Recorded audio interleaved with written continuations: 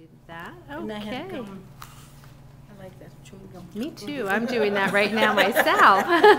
My name is Eugenia Cabiedes, and I'm the director of Martineztown House of Neighborly Service. And we have been a community center in the community of Martineztown, Santa Barbara for 83 years. So, and we work with children and the community as a whole. Can you tell me a little bit more about the origins of your garden and the children working it, but also the family participation in the garden? Yeah. The program at Martineztown House very much involves, we focus on children, but when we talk about educating children, we also talk about the involvement of the parents. And at Martineztown House, both of them have to be an integral combination. The parents who have their children here sign a contract that they have to volunteer a minimum of 20 hours per semester. And 96% of our parents work. So we have to be very creative as to how they participate, and the garden is one of the areas where they can participate. They can come and help us weed, plant. As a matter of fact, they dug the ditches for the irrigation system, and eventually I want them to come in and help, care for the garden so that they can also take the produce home with them. And what else did you say? I forgot. I think that was it. And another thing I'm really interested in is some of the history of Santa Barbara-Martineztown. Yeah. Do you know any of the history or Yeah, have I any do. suggestions? Okay. I do. The community of Martineztown was settled by two Presbyterian families. And they broke away from the Catholic Church, and they moved from Old Town to this area. And we had, Edith was part of the Camino Real. So there was a lot of traffic going through here on the way to Santa Fe. And so pretty soon this became known as the Plaza de los Protestantes, the Plaza of the Protestants. And the church Second Presbyterian Church was built in 1889. And so it's, the first church in this community. And what they did is soon, there were children running around. And so eventually what they did is they excavated the basement of the church so that they could have a boys' club with an exit to Edith, so that the children could be into the basement but not in the sanctuary. And that would be, the parents would allow them to be there. So we have grown, and the commitment has always been there to serve the community in whatever way we can.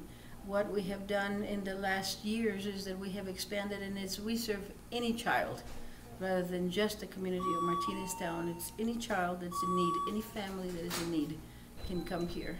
And we have child care, but we also have family services, information referrals, and we work very closely with, as a matter of fact, we've done some incredible projects with San Ignacio Catholic Church and Second Presbyterian Church and First Presbyterian Church and Longfellow Elementary and the University of New Mexico in bringing in $11.8 million into the community for infrastructure repairs after the flood. Yeah. We also just recently, we're very proud of it, but we were able to stop the University of New Mexico from opening up Mountain Road so that it would have a direct access into their health sciences center. The reason was because it was really creating a lot of problems in the neighborhood with the homes crumbling down because they're adobe or terron. So we've been able to do that in collaboration with these other organizations. So it's not just a child care center, but it is, people that say there's no community center, they're very mistaken. There is a community center, and this is it. Mm-hmm. So Fantastic, Eugenia. Thank you so much for your Okay. time. Sorry to stop you in the middle of it. no, that's good. Now I can go back to doing my meatballs. So we'll just, it's just very Can I go over there? sure. And we'll just. No.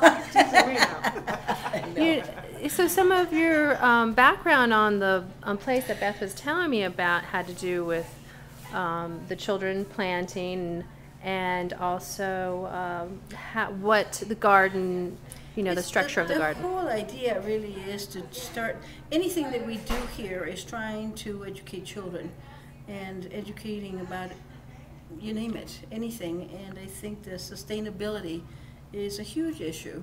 Plus the fact that I didn't even start thinking about sustainability, but just simply teaching children that food comes from the ground, much of it, not from cans in the grocery store. And that's really, you know, plus the fact that we already have recycling here. Right there, the children recycle paper and cardboard and plastic, and that's part of the parental involvement. And the parents take the recycling to the recycling centers, hoping that they will also start that at home. So we have a compost in that. We haven't done too well on that this year, but that's okay. But we use our scraps from here for the composting in the garden. And the children wanted to do it. It's a children's garden, so they just did it however they wanted to, and I think that's the whole point of it. And you were saying that they didn't really want straight lines. No straight lines, and I think that's wonderful because I don't like straight lines either. So it's an odd-shaped garden, but eventually next year what we'll do is in kind of a kidney-shaped garden, so that we can cut little pieces in there and have groups of 2 or 3 children taking care of their special little plot. And also making the garden an integral part of their playground, which is building a little wall so that the children can sit there and have them build it out of bales of straw. So they can sit there and have a more identified area. The part of the thing that they loved it was a catastrophe that we had this year with the water. We didn't have water. They planted and there was no water. And so eventually when we got water there, what they did is they dug ditches and they had a ball. And now they're very sad because the drip system actually works and they can't play with the buckets and all of that. So it's, you know, it's old-fashioned gardening basically. And then the other facet of the garden would be having an herb garden, which we already have a few things there, so that hopefully this will be part of our fundraising and we can sell herbs to hotels or, you know, restaurants or whatever. And, you know, make it into there's just a lot of offshoots of the garden, I think, and teaching the children and Well, I look forward, I don't know if there's a possibility in the near future when we start having the kids, you know, work together in the mentorship, is taking some pictures and we have some doing pictures. more. Yeah, So we have to document, you know, the whole part. The other part of the garden is the involvement with the children taking vegetables or produce to the seniors. We have some homebound seniors in the community. And I see them like once a week taking them things so that they can have contact with the seniors here in Martineztown and give them some stuff. So okay. I think it's fun. I think it would be a great It's beautiful. It's going to be great. It's going to be an awesome Yeah. project. Yeah, Youth I Food think so. Action Project. It is. It's a lot of hard work, but I think it's, you know, it'll be with a lot of collaboration. One of the things that I saw with that program is that there are a lot of resources. And I already talked to Matt, for example, and one of the things that I desperately need is I need to train the trainers because the staff does not know weeds from tomatoes. And so, you know, we need to start with that, and which is part of the education process. So.